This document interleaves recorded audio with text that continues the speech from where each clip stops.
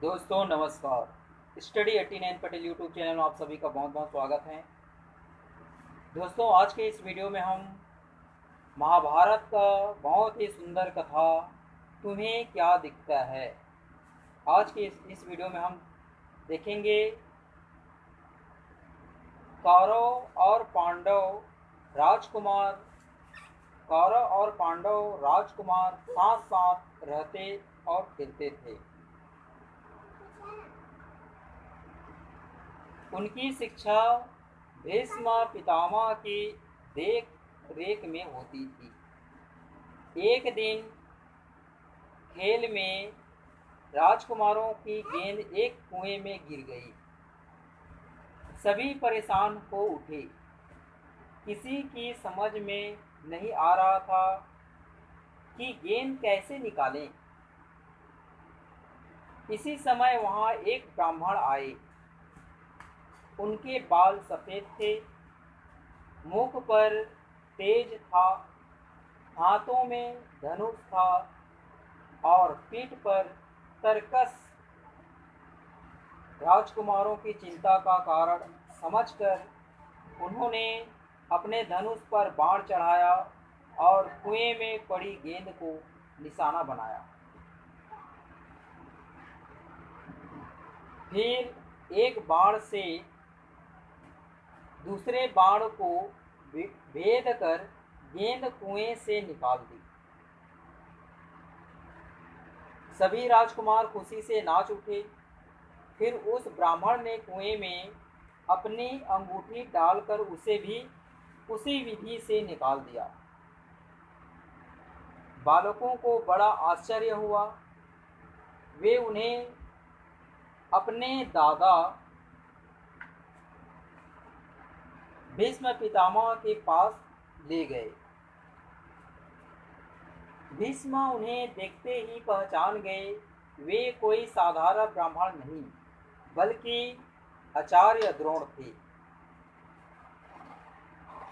भीष्म ने राजकुमारों की शिक्षा उन्हीं के हाथों में सौंप दी। आचार्य द्रोण महर्षि भरद्वाज के पुत्र थे। उन्होंने पिताजी से वेद वेदांत और धनुर्विद्या की शिक्षा पाई। द्रोणाचार्य के एक पुत्र था, उनका नाम था अश्वत्थामा।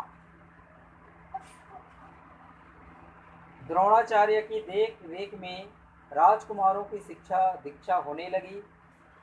एक दिन आचार्य ने शिष्यों को नया पाठ दिया। क्रोध नहीं करना चाहिए, सदा सत्य बोलना चाहिए।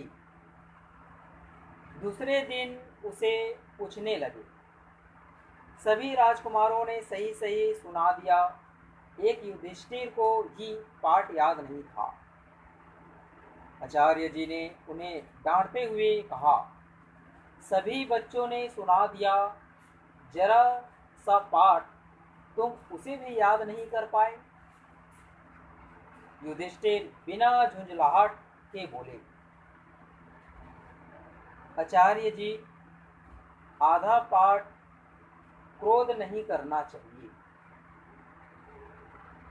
तो मुझे याद हो गया है, लेकिन दूसरा आधा सत्य बोलना चाहिए।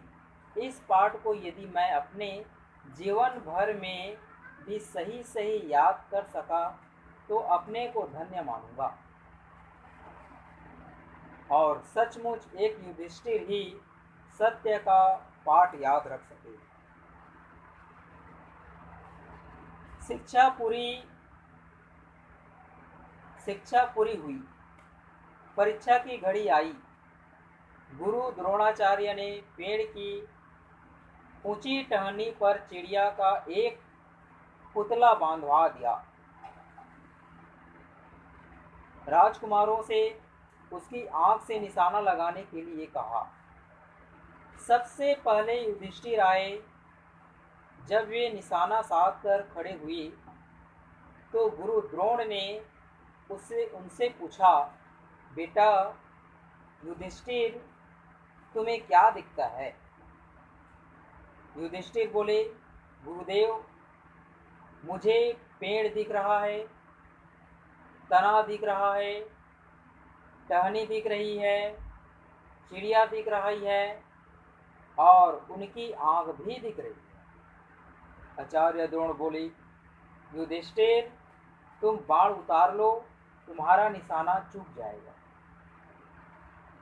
इसी तरह द्रोणाचार्य ने निशाना लगाने के लिए बारी बारी से सभी राजकुमारों को बुलाया, सभी से वही प्रश्न किया, तुम क्या देख रहे हो, और सभी ने युधिष्ठिर जैसा ही उत्तर दिया। अंत में अर्जुन की बारी आई। गुरुदेव ने अर्जुन से भी वही प्रश्न किया। लक्ष्य पर बाण साधे अर्जुन बोला, गुरुदेव, मुझे तो केवल चिड़िया की आंख ही दिखाई पड़ रही है और कुछ नहीं दिखता। आचार्य द्रोण खुश हो गए, बोले, बहुत अच्छा निशाना लगा दो, बहुत अच्छा निशाना लगा दो।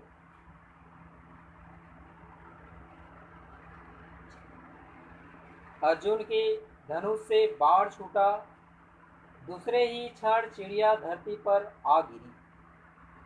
आचार्य ने राजकुमारों को सीख देते हुए कहा, बच्चों, यदि सच्चा निशाना लगाना हो तो केवल लक्ष्य पर ही दृष्टि जमाओ। ध्यान केवल वहीं रखना चाहिए जो तुम करना चाहते हो, तभी सफलता मिलेगी। दोस्तों, तो हमें अपना लक्ष्य पर ध्यान देना चाहिए, लक्ष्य पर साधना चाहिए और एक लक्ष्य होना चाहिए जो हमें केवल एक ही लक्ष्य दिखे, तभी हमारा लक्ष्य पूरा होगा। तो आज की इस वीडियो में हमने